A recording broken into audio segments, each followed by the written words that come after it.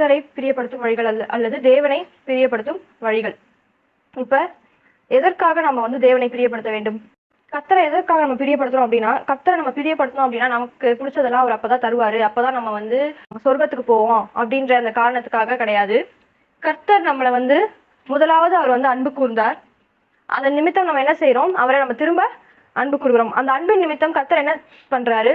நமக்கு எதெல்லாம் நம்ம தகுதியற்றவர்களா இருந்தோமோ அவைகள் எல்லாவற்றிற்கும் நம்மளை தகுதி உள்ளவர்களாய் மாற்றி நமக்கு எல்லாவற்றையும் கொடுத்திருக்கிறதுனால, அவருடைய அன்பை நமக்கு இன்னும் அதிகமா வெளிப்படுத்துறதுனால நமக்குள்ளாக ஒரு வாஞ்சை வந்து எழும்பும். கர்த்தருக்கு பிரியமானபடி நடந்து கொள்ள வேண்டும், என்னுடைய செய்கைகள் கர்த்தரை பிரியப்படுத்துவதாக இருக்க வேண்டும் அப்படின்ட்டு நமக்குள்ள தோணும் இல்லையா?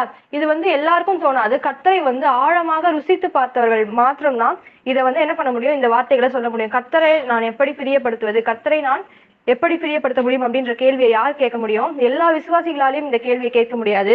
கர்த்தருடைய அன்பை யார் ரொம்ப அதிகம்